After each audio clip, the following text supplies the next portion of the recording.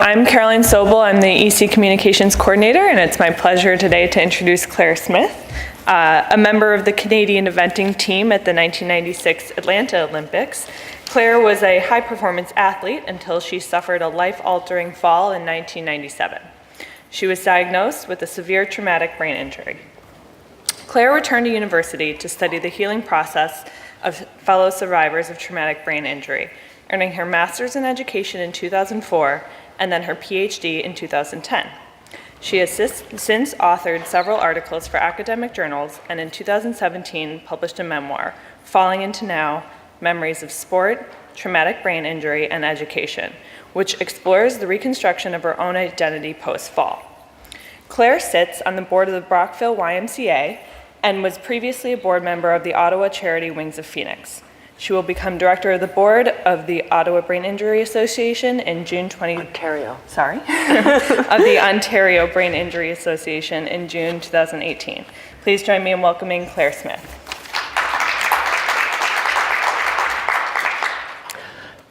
Thank you very much, Caroline, for the introduction, and also Equestrian Canada for giving me the time to speak, and also all of you for being here. And if we can encourage anyone to come closer, that would be great.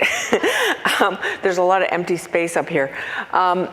So what I'm going to do is talk about my book, and it's right up there. It came out about 4 months ago, Falling Into Now, Memories of Sport, Traumatic Brain Injury, and Education. So what I called the talk today was Falling Into Now, Reflections on Recomposing My Life, and I actually like that a lot. So I almost wish that I'd use that as a subtitle for my book instead of Memories of Sport, Traumatic Brain Injury, and Education. Anyway, how many of you have read the book? Not too many. That's perfect. Because I don't want to give too much away, so it's great to know who hasn't read it, and I hope that you'll all want to get it and read it after this. You're a very different audience than I'm used to talking to. I've been away from the equestrian world for a long time, over 20 years, and I don't know how many of you know me. Show of hands again. Well, see, not that many. This is my mom. My mom knows me. I've distanced myself from the equestrian world because I'm afraid of the hurt, not physically, but emotionally. I'm not actually afraid to ride. I think my leg would work when I was riding, but it's emotional fear. It's a fear of reconnecting with my old life and putting myself in a position where I'll feel vulnerable. I don't want to emotionally experience how I used to be. So I'm afraid of feeling, touching, smelling horses and being drawn back into that world because I've really moved on. I'm doing lots of other things and I'm very busy with them. It doesn't happen very often, but once in a while I have yearning for how it used to be. And just this past month I was in Portugal, and we were lucky enough, there was an elite women's triathlon. We're right by the Mediterranean. There's an elite women's triathlon, and there were all these young women, and they were from all over Europe, and they were extremely fit.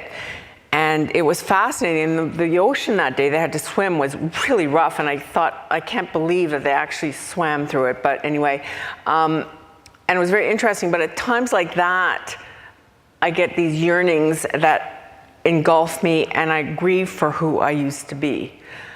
And that's not only triathlon, because I did that for a while too, but for riding, for the life with horses.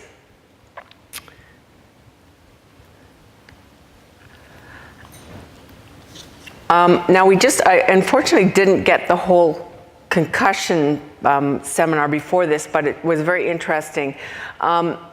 Disability, first of all, over 1 billion people are estimated to live with some form of disability. That's 15% of the world's population. That's a lot of people. Disability is defined by the World Health Organization as an umbrella term for impairment, activity limitations, and participation restrictions. And it's the interaction between between individuals with a health condition like cerebral palsy, Down syndrome, or something psychological issues like depression or head injury, and the personal environment and environmental factors like people's negative attitudes, inaccessible transportation, buildings, and limited social supports. Now, I found this statistic fascinating. 10% of traumatic brain injuries in the US are related to sport. And the sport that causes the most traumatic brain injuries is horseback riding. More riders are injured than skiers, football players, and race car drivers combined. 45% of sports-related traumatic brain injuries among adults were horseback riding. That's a lot. That's like almost half. And the second leading cause of sports-related traumatic brain injuries was falls or hit from contact sports like football and soccer, but that only accounted for 20%. So more than twice as many head injuries and concussions were related to the sport that we're all in. And given these sobering statistics, I would like to think that my story matters. This is a story of healing, of adjustments, and of the search for new identities, and they hopefully will resonate with a lot of people given these statistics.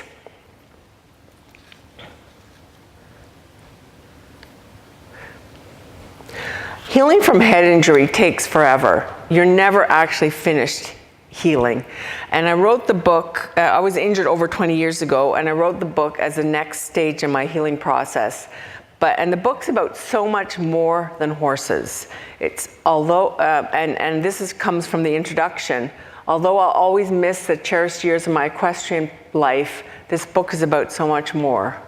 It's about being driven to pursue a goal. It's about life-changing loss. It's about arduous recovery. And it's about a life evolving into something completely unexpected. September 13th, 1997, was the day of the cross country at the European Championships at Burleigh, England. I was on the Canadian equestrian team. I was going to take a brand new copy of the book to read from, but I thought this was interesting with all the notes. This is from all the library talks and book club talks I've done. They're all the pages are marked. So I'm going to just read a little bit about right before I fell. 2 minutes before I'm to go cross country, I'll vault onto Gordon, who's always semi-crazed right before his start on cross country. Kim can barely keep up as we bounce toward the start box, but she's just able to hold on to a long leather shank that's attached to the halter she has slipped over his bridle. Like a bird, Gordon is ready to fly. I'm focused only on the job ahead of me. Nervous anticipation courses through my body. It's impossible to sit calmly on this animal who feels as if he's about to explode. Holding both reins in my right hand, I tuck my riding whip between the saddle and my left thigh. My left hand now free, I reach up to tuck an imaginary wayward strand of hair under my helmet and unnecessarily adjust the plastic piece of the chin strap that snugly cups my lower jaw. Finished fidgeting, I slide the whip out from under my leg so it rests along Gordon's shoulder and reposition my hand on the dripping, rubber-covered reins. Gordon is soaked in nervous sweat.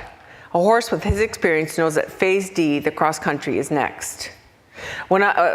Just to backtrack, when I was eventing, there were 4 phases. They always had an entire cross country phase: roads and tracks, steeplechase, roads and tracks, and then cross country. I take a deep breath. I think of nothing but the challenge I'm about to face.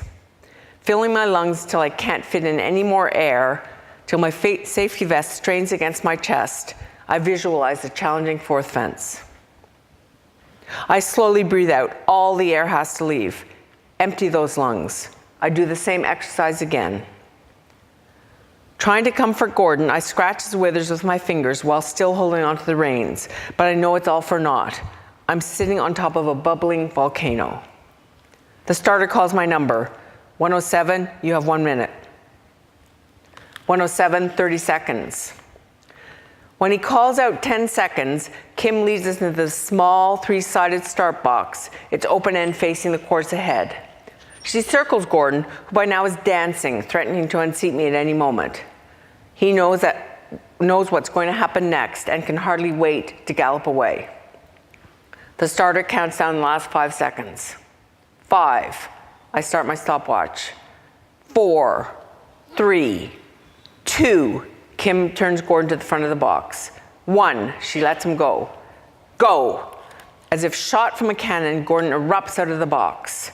When the loudspeakers crackle into action, I can barely hear the announcer's voice. Number 107, Claire Smith and Gordon Gibbons have just left the start box.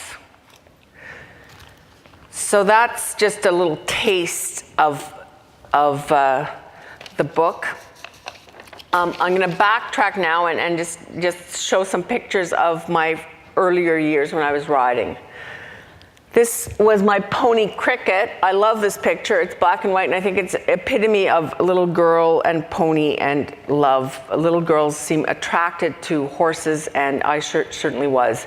This was my first horse, Daisy. I was very, very tall, so I got her when I was about 12 years old, which is very young. And the braiding job is marvelous, and the pigtails are great. And again, I look very proud and pleased to be with my horse. This is a horse called Busby Atlantis. This is just after, I think after I graduated from Queen's University. I went to Queen's University in 1980 and graduated in 85 with a Bachelor's of Science degree in computer science. And it turned out that degree was marvelous for being able to ride and keep riding. And I worked on a contract basis for the government. So I would work like a fiend from April or May till December, and then I'd go south with my horses for a few months in the winter. This is Master Singh. Master Singh won the Canadian championships in '92, I think. This is in Rolex, Kentucky. He didn't compete ever in the full 3-day, but I think in the horse trials part, I think he was 10th one year.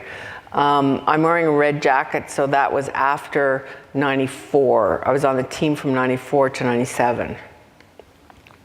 And again, this is a picture of Singh jumping into the water at Bromont 3-day event, or horse trials, I don't know which one.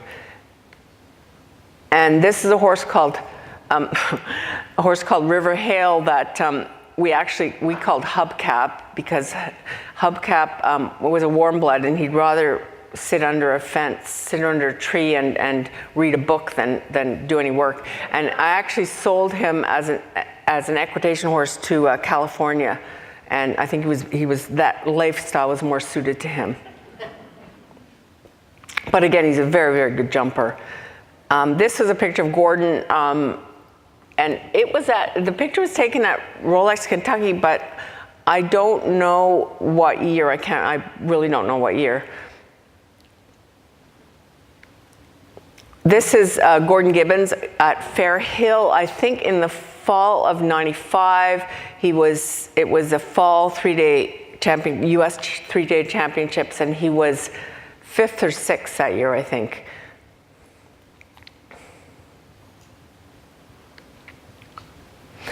And this is Gordon at the vet check at Rolex, Kentucky 3-day event in the spring. So it was a spring US championships in '97. This is at the same event, jumping into the water. Am I going the right speed for the pictures? And this is at the awards ceremony at the '97 World Spring Championships at Kentucky. So during this time, my life was defined by the horses. I was an equestrian athlete, and that was really the only identity I was aware of. I just want to backtrack a little bit and talk about the Olympics. I represented Canada at the Olympics in '96, and that was really a low point for me. It didn't go well. There were several issues, and I was very, very crushed after the Olympics. And I remember going to North Carolina in January of '97 and thinking, okay, I'm now 34 years old. I'm giving away a lot by saying that. I'm now 34 years old, and I better just decide what I'm going to do. Am I going to keep riding? And I'd always done really well in North America, but I'd never done well internationally, and I just had this need to do that. So I went to North Carolina that spring, and we did spectacularly well. There were 4 horse trials before the spring 3-day event, and we won 2 of them, and we're third in one, and we did really well. And then we were second at Rolex, and so everything was doing very, very well. And I was named again to the team to go to the European Championships at Burley, and that's what the part that I was just reading to you. So I'm going to read, this is the next little section. This is about 20 seconds after the section I just read. And I really don't remember whether I fell at the 4th fence or the 3rd fence. And it really doesn't matter. But in the book, it's the 4th fence. And there was a big pile of logs on top of a steep bank. And so we jumped the logs and we scrambled down the steep bank. And at the bottom, I wrote that Gordon feels unfocused. I don't think he understands the jump, the questions being asked. I'm very tuned into everything his body tells me, so when he hesitates for a split second, I sense that he's confused. We have only a couple of strides on the flat before we have to jump the narrow fence ahead of us. I don't have enough time at this late stage to change my plan and instead go the longer, more time-consuming, but easier way to complete the obstacle. 2 short strides don't leave my already rattled horse enough time for him to understand what is being asked of him. Unable to figure it out, Gordon desperately launches himself in the air. When he leaves the ground, his jumping form, usually classic and safe, is anything but. His knees dangle toward the ground, so he catches his front legs and somersaults over the fence. Down we go. So that was what happened. And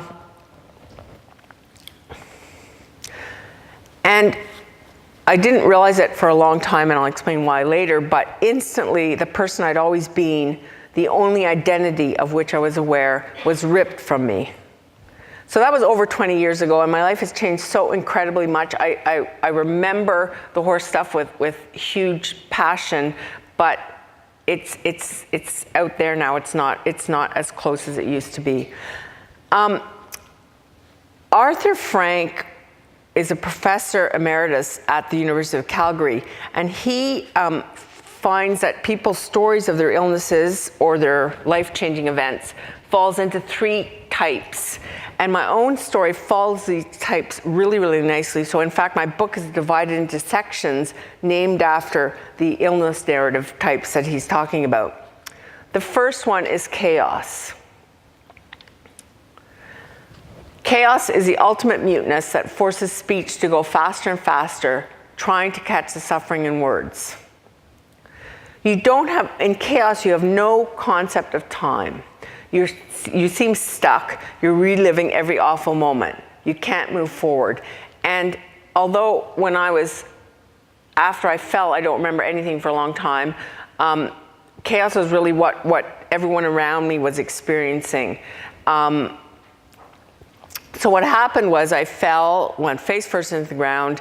They immediately intubated me. The air ambulance came right away, intubated me so they could give me drugs to artificially paralyze me because they weren't sure if I'd broken my neck, and loaded me in the helicopter and took me to Nottingham Hospital. And my parents were being driven along the road, which I guess there was construction on the road or traffic or something. It took them forever to get to the hospital, and Mom was about ready to jump out and run, I think, to the hospital. But anyways, they finally made it to the hospital, and for 2 days they kept me artificially paralyzed because they weren't sure whether I'd broken my neck or not. And my parents were sitting beside my bed when they saw the sheets move, my legs move, and that was about the most relieving moment they'd had ever, I think. So I didn't, during that time, during the first bit after I was hurt, I was really like a small child, like a really small child. I talked gibberish. I could barely, I was lurching around. I couldn't really walk. I went to the bathroom like a little baby all the time and I'd sit there and nothing would happen. And it was really, really a time when I was acting like I was about 3 years old again, or less. The first time I made any sense was when they had me in a bed with huge walls, or like a netting around it, because I kept getting out of the bed. But I figured out I could climb over the bed, and my dad was sitting there watching me, and I climbed out of the bed and went into the bathroom and looked at myself and said, "Black eye." And that was the first time I made any sense, apparently. And so I'm telling you all this, and I don't remember any of this, because what I had was post-traumatic amnesia, which is that you don't have any continuous memory. You just remember the moment, and that's it.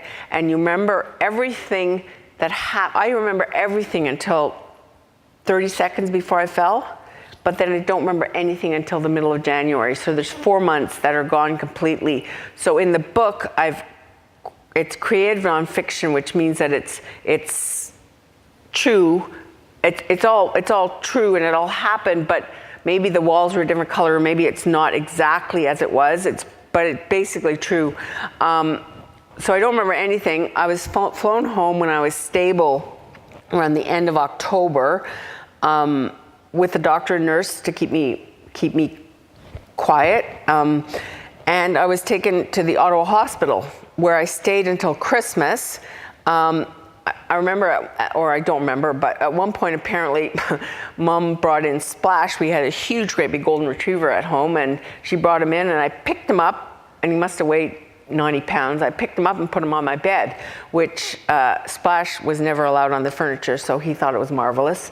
But I remembered him because he was before. He was before I fell off, before I hit my head, so I remembered that.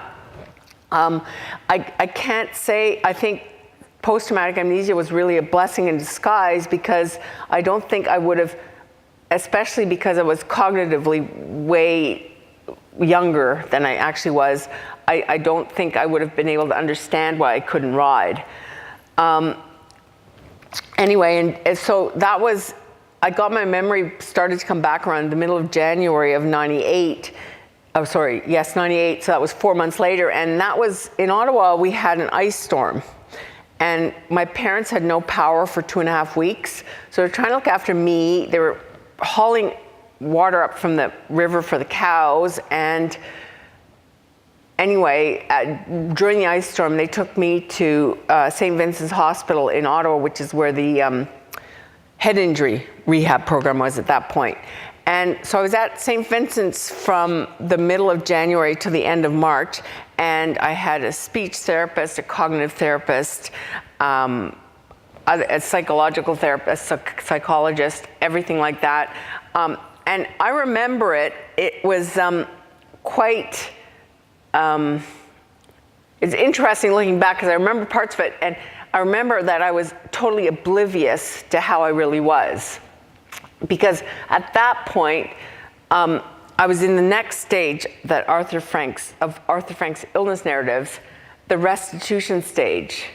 And he says that the plot of the restitution narrative has a basic storyline. Yesterday I was healthy, today I'm sick, but tomorrow I'll be healthy again. In other words, I've had the therapy, taken the drugs, and I'm fine. And it's like people that have a serious illness, at first, it takes a long time before they accept and they acknowledge that there is, in fact, something wrong, and they're stuck in the restitution, which is, make me better, I'll be better, and I'll be fine. So that's really what I thought was, I was in the hospital, but anytime I go back to Southern Pines, I kept asking everyone how my horses were. So at the end of the time I was in the hospital, I was given a huge treat.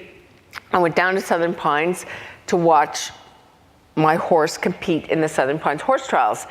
And I really wasn't very well yet, but everyone from my former life was there, and they saw I was very different and very compromised still, and they saw this big head injury label across my forehead.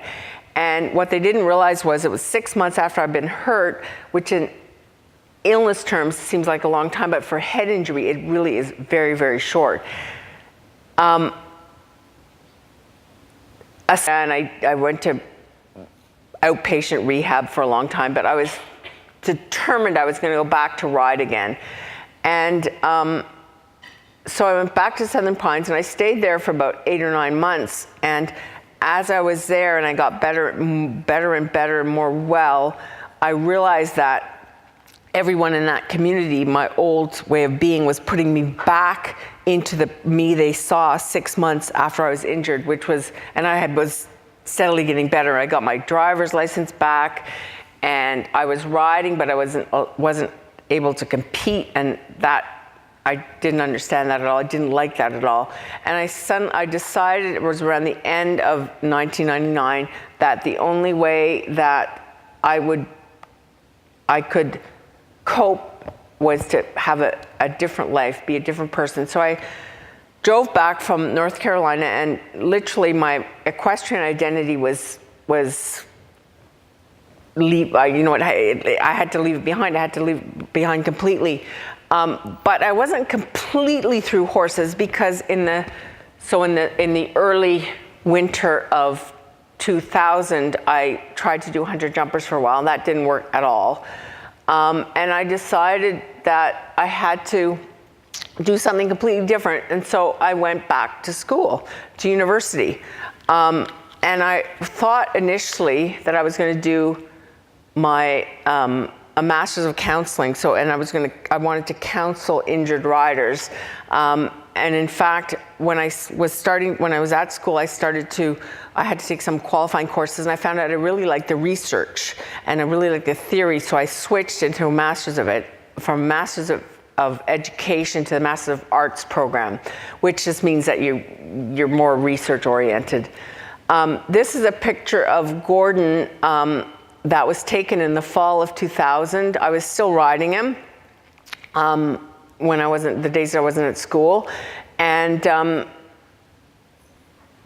I really like this picture. Anyway, the third type of narrative that Arthur Frank talked about was a quest narrative, which is that as the ill person gradually realizes a sense of purpose, the idea that illness has been a journey emerges. So the illness was a journey because both for my master's and my PhD, I researched head injury, and I only realized it after I was finished that was part of my healing process. But I was, at the same time, I was giving back to the head injury community, because it was very unusual to have someone who had sustained a head injury of the magnitude that I had to go back to school and to do that work. It was interesting because I only realized this later, that I had been an equestrian, that was my identity. And then I went back to school and I became a student. So I just locked into a new identity. I was a student. And I was able to stay that way from 2000 to 2010 when I graduated. And I was delighted at school because I'd always been very motivated, and I was able to latch on to being a student, latch on to the goal of getting a master's and then a PhD, and that suited me just fine. So for my master's, I looked at, it was an autoethnographic study, which means that you're looking at a culture, which in my case was the culture of head injury, and auto means that the researcher is also a member of the culture. So in fact, the research is quite valuable because there aren't too many people who've had significant head injuries who go on to do a master's and PhD. So I studied head injury for both. The other thing that was interesting was that my bachelor's degree was all numbers, was computers, all numbers, all writing, no shadiness, nothing was everything was black or white, yes or no. But I found myself liking qualitative research, which is more questions of like who, how, what, where, when. Open-ended questions with a lot of nuances, a lot of different ways of seeing things rather than black or white answers. So for my master's, I had 4 or 5 participants, and when I finished, I felt really good about myself. I felt like I accomplished something. I had something to show for what I'd done. I had a degree, and I was tremendously, I had a hugely increased self-esteem. And it's interesting because for my master's, I'd studied how making creative objects increase the self-esteem of individuals, because a lot of therapy doesn't have an end, right? You have speech therapy, cognitive therapy, psychological therapy, and nothing has an end. You kind of, it drifts off a little bit. And what I saw was when I had people making creative objects. So there was a girl that made a set of watercolor note cards, and she that was something she could show that really improved her self-esteem. Another guy made woodworking, made a wood project, and someone else made a stained glass window. So it all was, it gave them tremendous self-esteem to have something to just show for what they'd done. So I went right on, so I graduated in the spring of 2004, and I went right on and did my PhD because I'd waited 15 years after my bachelor's to go into the master's, and I thought I better just keep going. So I did. I did research this time on elite athletes, and I looked at how they had reconstructed their identities after head injury. I was the only rider. There was Dave Irwin, who's a 2-time Olympic skier. There was Terry Evanchin, who was a Hall of Fame football player. Jim Kite, who now teaches at Algonquin, but he used to be an NHL hockey player. And my favorite was John Bedell. John Bedell had competed in canoeing in the 58 World Championships and the 60 Olympics. And that was really very interesting because it was all, it was when sport was really amateur. It was really amateur. They went over to Rome and they borrowed canoes. They didn't bring their own canoes. I mean, fascinating stories, fascinating stories. Anyway, so partway through my PhD, there was another complication, which is this leg. Up until 2006, so 9 years after I was hurt, I was doing little triathlons. I was running. I was doing all sorts of things like that. But this happened in the middle of my PhD, and it was really worse than getting over the head injury, because the head injury, I had been cognitively not aware of what was going on. And I obviously was very aware, but I'm not going to say much about that again because I want you to read the book.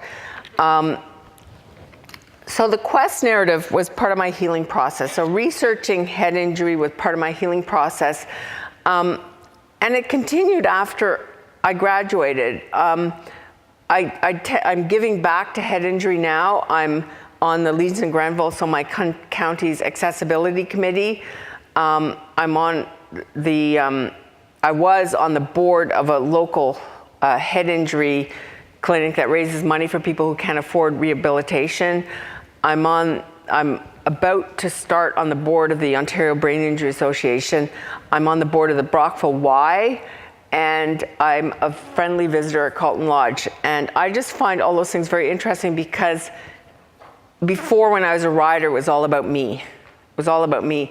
And I think I've changed in a positive way because now I'm giving back rather than being how you have to be as a rider, which is totally focused on your sport and totally absorbed in that life. So I just want to talk about why I wrote the book. Just a second.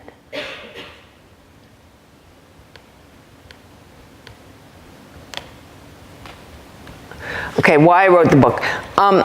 Richard Wagamese, who is an author he died quite recently, but he's written a couple of wonderful books. And he wrote in his book, Indian Horse, that he had to lift the lid off his life and inspect what was contained.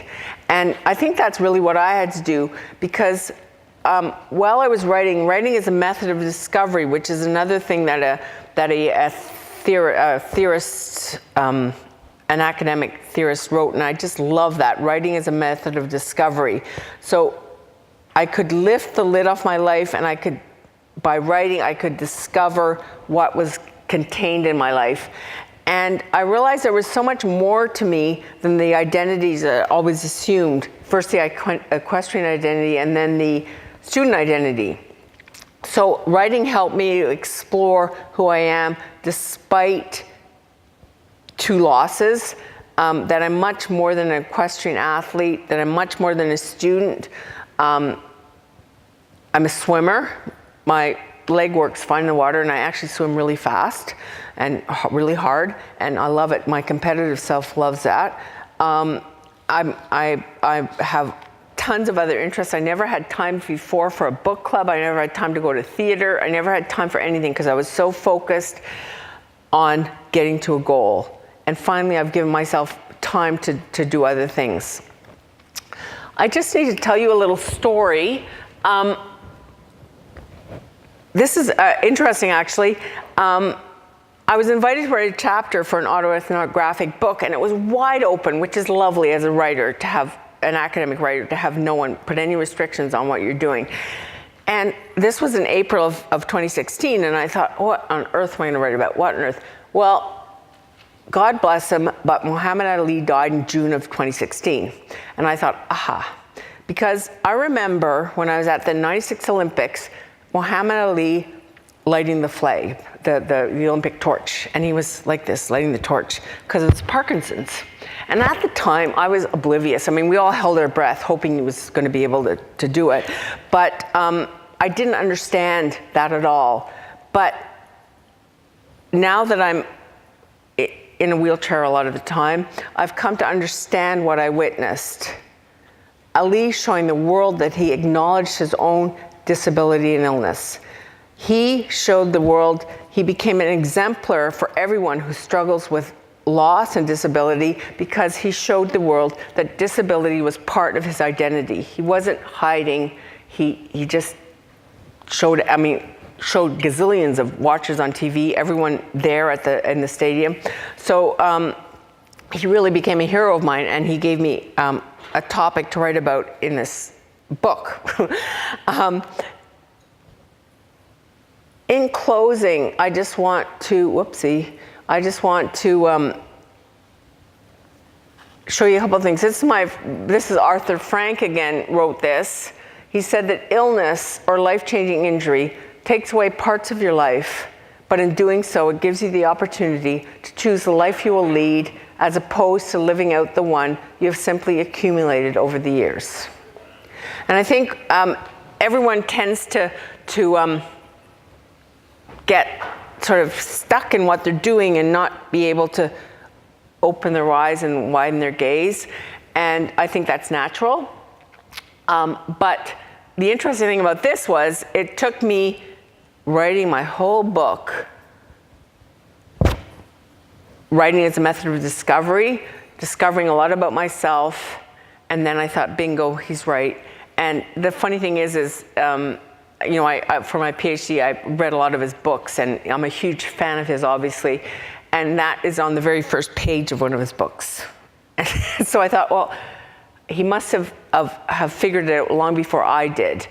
But he sees illness as opportunity, and it took me a long time before I was able to see it as such. And it took a long time, and many painful and unhappy times, before I realized and accepted that there's much more to me than being an equestrian. that I had many identities. So I guess what I'd like to leave you with is don't let what you do define you. Whether you're a writer or you're a computer programmer or you're whatever you are, don't let what you do define you. And it's taken me years to realize that I'm not defined by what I do, whether it be an equestrian, a survivor of head injury, a PhD, or a writer. I have wonderful parents who were tremendously supportive and provided me with all the help and therapy that I needed to get to progress as far as I have. But I think that the most important lesson I learned, I really only learned it when I started this thing and my leg started, is that there's only one person that's responsible for your happiness, and that's you. No one can decide that you'll be happy but you. Whatever your situation, you're the one that's responsible. And that's what I can leave you with after all I've gone through. Thank you.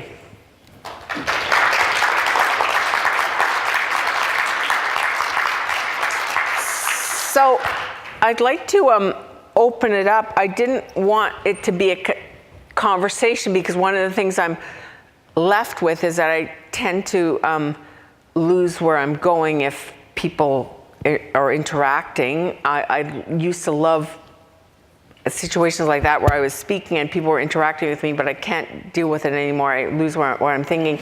There must be questions or comments or thoughts.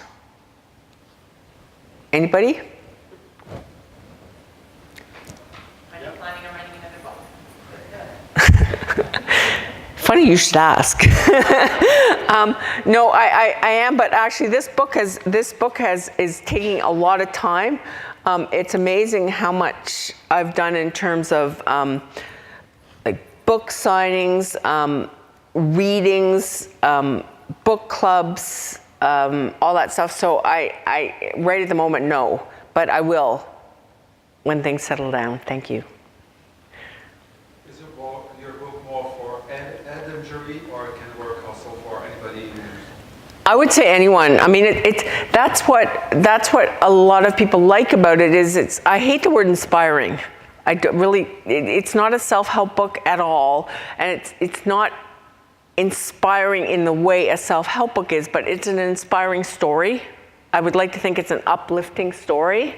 So whether it's a horse-related or a head injury or something else, it doesn't matter. It could be for any sort of huge life change.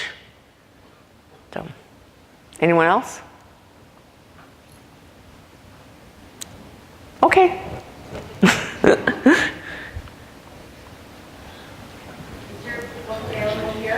Yes, it is. Yeah, we're gonna at the lunch break. We're gonna. Yeah. So. Claire? Yes. I just have a comment. And I haven't known Claire for many years. Matter of fact, I recall judging Claire on Daisy. That's a long time ago. And of course, I followed your progress with your writing with great pride. And then now, I will say, I've tried to follow along as you have worked through the next stage of your life. And I am sure everyone else here is so impressed and amazed with what you have done. Yes. So you are. Thank you.